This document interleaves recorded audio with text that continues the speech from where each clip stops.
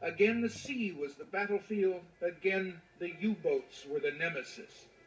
But the Navy had a new weapon.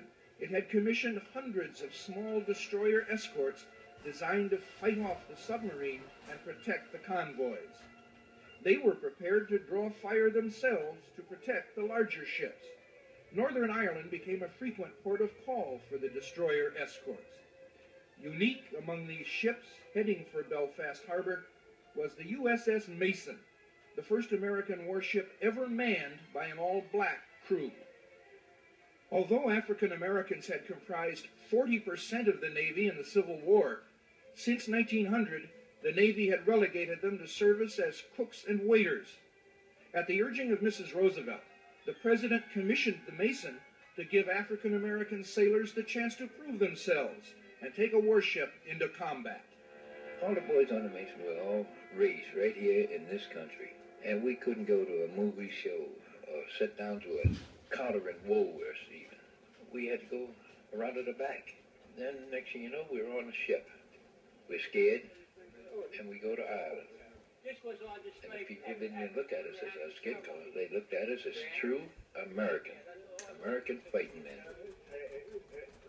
Our first maiden voice was into Belfast. That was with our last stop. It was a maiden voice. It took us 42 days. It's always a question in your mind what you're going to meet, how the people will greet you.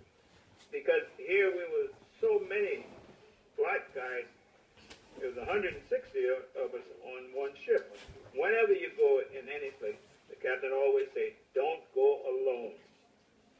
Be 2 or 3 together and stay together no matter what. So we are apprehensive at first, but then when these greetings start coming our way without any effort. You see, sometimes when we talk about Ireland and how well we were received, you might get the idea that it was a novel experience for them, but if I'm not mistaken, I'm told that some black soldiers had been there prior to our arrival. So our coming in was not a novel experience. It was their normal way of treating people. That's what I'm impressed about. One thing I noticed, that the girls, they were beautiful. They didn't wear any lipstick, no type of makeup, not one. And this was like in June '44. There's a girl sitting here, and I'm on one side, another shipmate on the other side, and I had never learned to dance, but everybody was dancing. So somebody came over and asked this girl for a dance, to dance, and she turned to me and said, may I dance with him? Now that made an impression on me, showed me how courteous she was, and that's why I remember her name, Sadie O'Neill. I never forgot it. The sailors were invited to Cayley's for traditional Irish dancing. And she said, "You ever heard of the blacker?" And I heard that word black, see? My ears perked up. I said, "What you say?" She said, "You ever heard of the blacker?" Black? And the other guy said, I asked him, "What did she say, man? What did she say?" She said, "No, my lap called me black something." And he said, "Oh, no, she wants to know if you ever heard of the blackout." And I said, "Oh, sure, New York, we have plenty of blackouts and all like that." And then we danced around in the sea. I couldn't dance, but I danced around in that circle. But The circle, you go one way. yeah.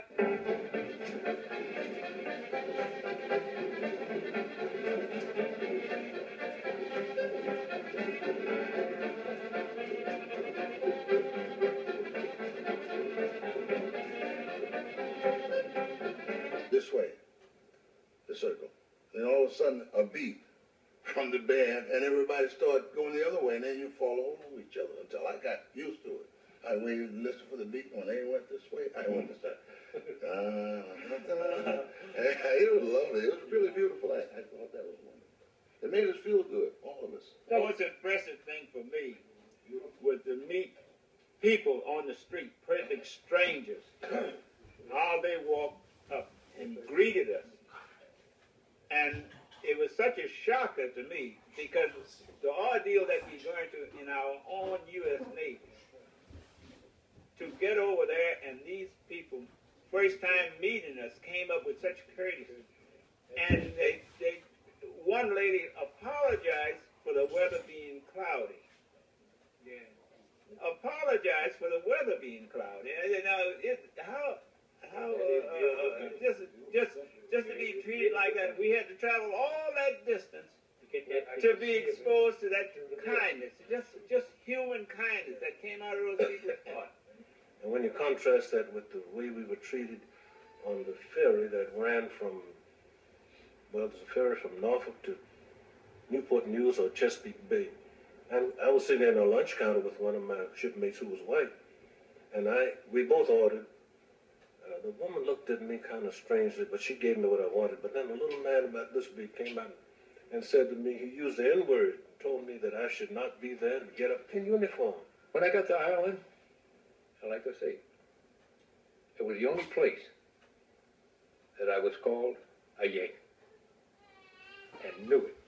That's what they meant. They didn't say can Yank like they did in other spots where we've been. They called me Yank.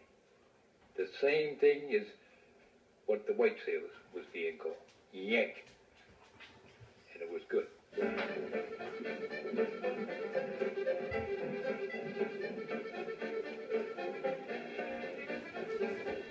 But the moments of fun were brief.